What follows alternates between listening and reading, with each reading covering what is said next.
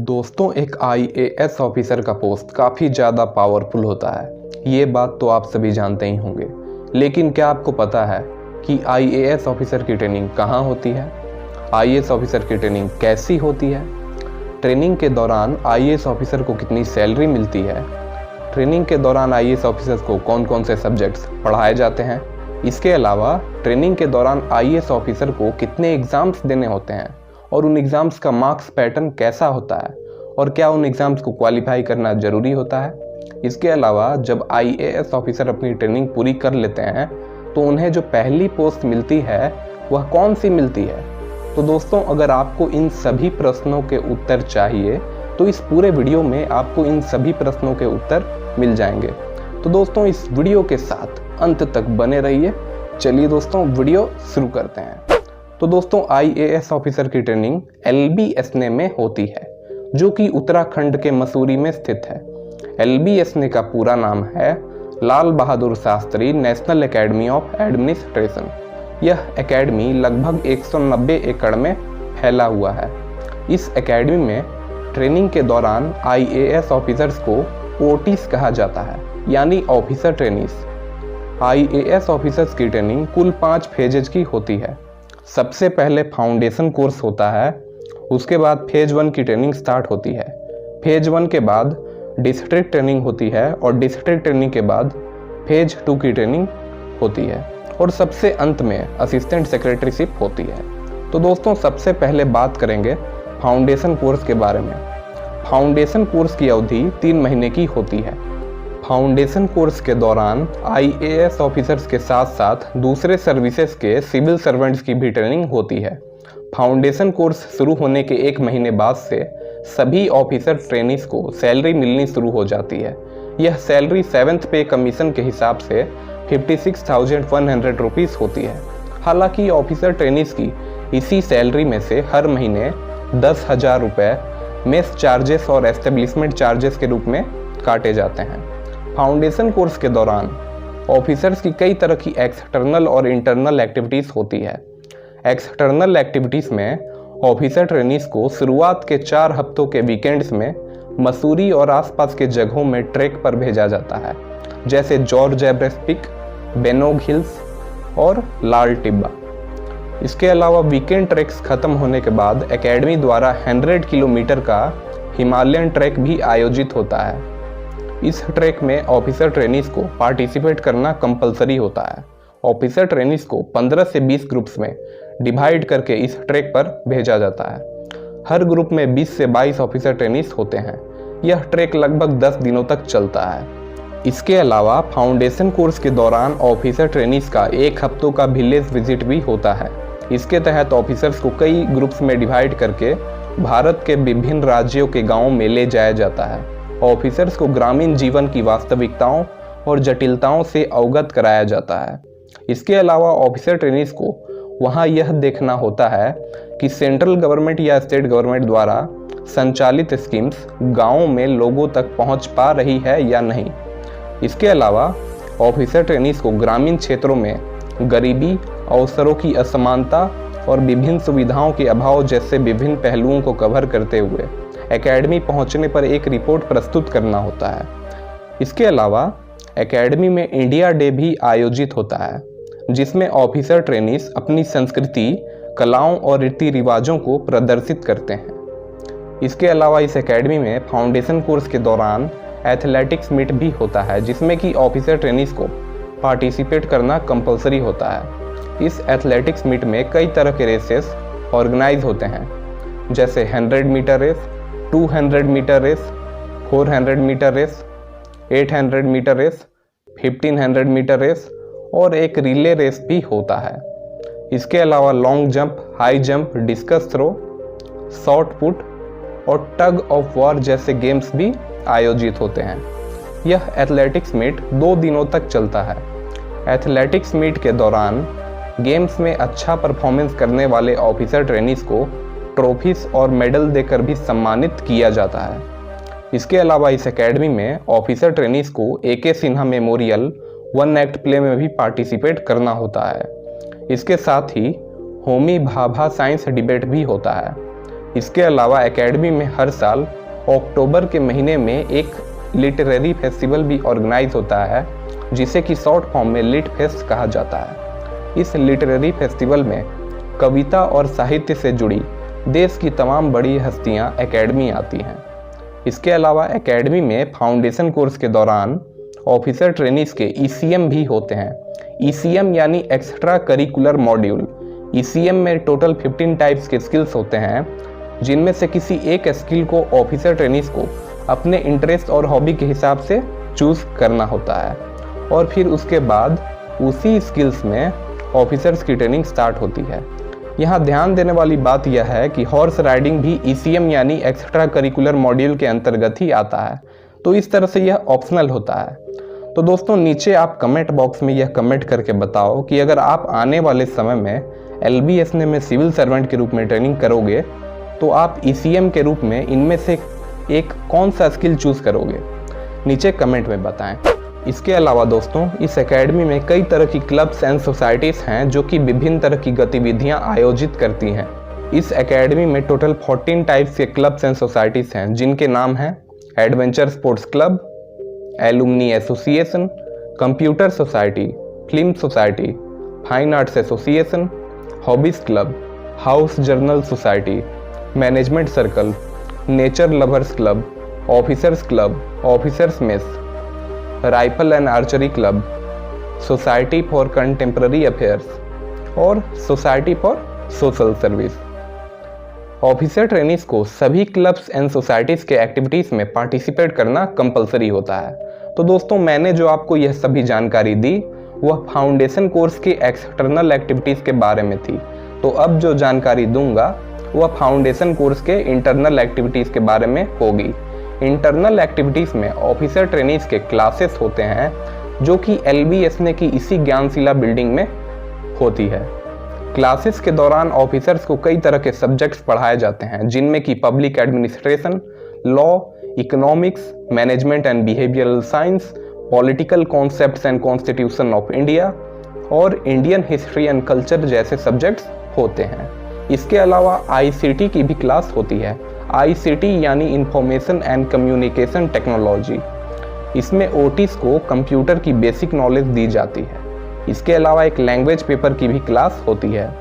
इसके अलावा एकेडमी में ऑफिसर ट्रेनीज के इन सब्जेक्ट के एग्ज़ाम्स भी होते हैं। सबसे पहले मिड टर्म टेस्ट होता है जो कि अक्टूबर एंड में होता है। यह mid term test subjective type होता है। इस एग्ज़ाम को क्वालिफाई करने के बाद ऑफिसर ट्रेनीज फाउंडेशन कोर्स के फाइनल एग्ज़ाम के लिए एलिजिबल होते हैं। फाइनल एग्ज़ाम दिसंबर के शुरुआत में होता है। फाउंडेशन कोर्स के फाइनल एग्ज़ाम का मार्क्स पैटर्न कुछ इस तरह का है। पब्लिक एडमिनिस्ट्रेशन जो कि 90 मार्क्स का होता है। इसके अलावा लॉ 90 मार्क्स, इकोनॉमिक्स भी 90 marks, management and behavioural science 60 marks, political concepts and constitution of India 60 marks और इंडियन हिस्ट्री एंड कल्चर का पेपर भी 60 मार्क्स का होता है। इसके अलावा लैंग्वेज पेपर जो कि 50 मार्क्स का होता है और ICT यानी इंफॉर्मेशन एंड कम्युनिकेशन टेक्नोलॉजी का पेपर भी 50 मार्क्स का होता है। हालांकि ये दोनों सब्जेक्ट्स क्वालिफाइंग होते हैं। इन दोनों सब्जेक्ट्स के मार्क्स एकेडमी के एग्ज़ाम में ऐड नहीं होते हैं। इसके अलावा डायरेक्टर्स असेसमेंट भी होता है जो कि 150 मार्क्स का होता है। ऑफिसर्स को ऐसे और बुक रिव्यू भी सबमिट करना होता है, जिसके मार्क्स इसी डायरेक्टर्स असेसमेंट में ऐड होते हैं। इसके अलावा फाउंडेशन कोर्स के दौरान जितनी भी एक्सटर्नल एक्टिविटीज़ हुई होती है उसका भी मार्क्स ऐड होता है, जो कि 300 मार्क्स होता है। तो दोस्तों इस तरह से अगर फाउंडेशन कोर्स के टोटल मार्क्स की बात की जाए तो टोटल 900 मार्क्स होते हैं। ऑफिसर ट्रेनीज को नेक्स्ट स्टेज में एलिजिबल होने के लिए फाउंडेशन कोर्स का एग्ज़ाम क्वालिफाई करना जरूरी होता है।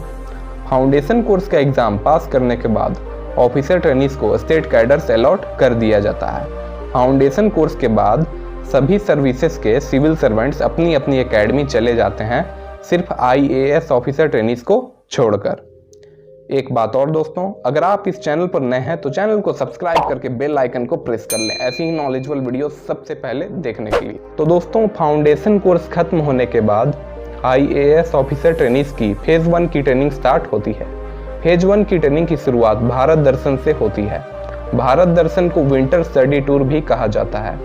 यह लगभग 40 से 45 दिनों का स्टडी टूर होता है। ऑफिसर ट्रेनीज को कई ग्रुप्स में डिवाइड करके भारत के अलग अलग जगहों पर भेजा जाता है। हर ग्रुप्स में 18 से 20 ऑफिसर ट्रेनीज होते हैं। ऑफिसर ट्रेनीज को विभिन्न तरह के पब्लिक सेक्टर और प्राइवेट सेक्टर में भेजा जाता है। इसके अलावा ऑफिसर ट्रेनीज वॉलेंटरी एजेंसीज और ट्राइबल एरियाज का भी दौरा करते हैं। इसके साथ ही कई तरह के NGOs के साथ भी अटैचमेंट्स होते हैं। इसके अलावा 5 दिनों का आर्मी अटैचमेंट भी होता है। इसके अलावा ऑफिसर ट्रेनीज को विभिन्न तरह के टूरिस्ट प्लेसेस का भ्रमण भी करवाया जाता है।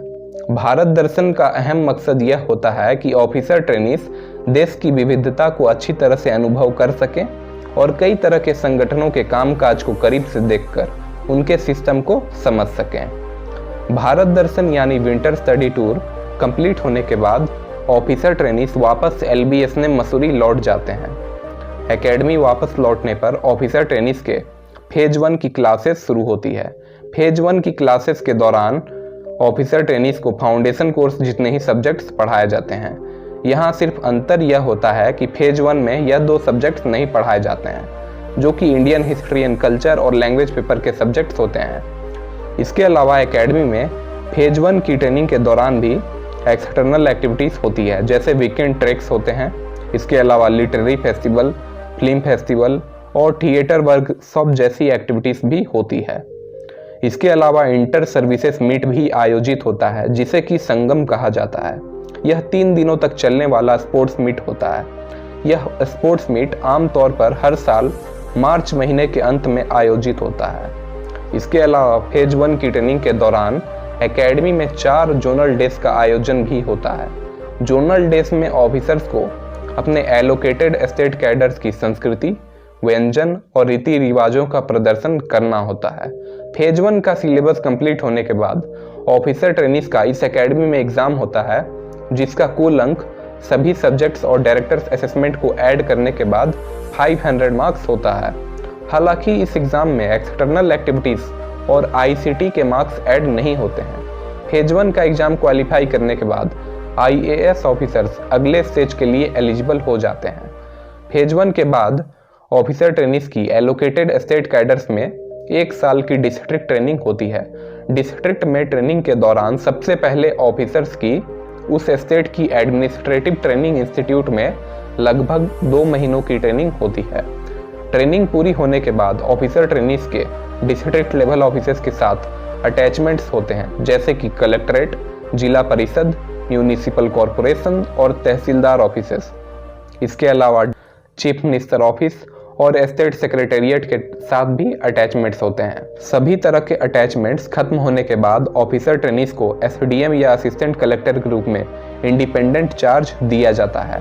इंडिपेंडेंट चार्ज दिए जाने के पीछे अहम मकसद यह होता है कि ऑफिसर ट्रेनीज को काम करने की स्वतंत्रता मिले और उन्हें कार्यालयों में काम करने का अनुभव और समझ अच्छी तरह से प्राप्त हो।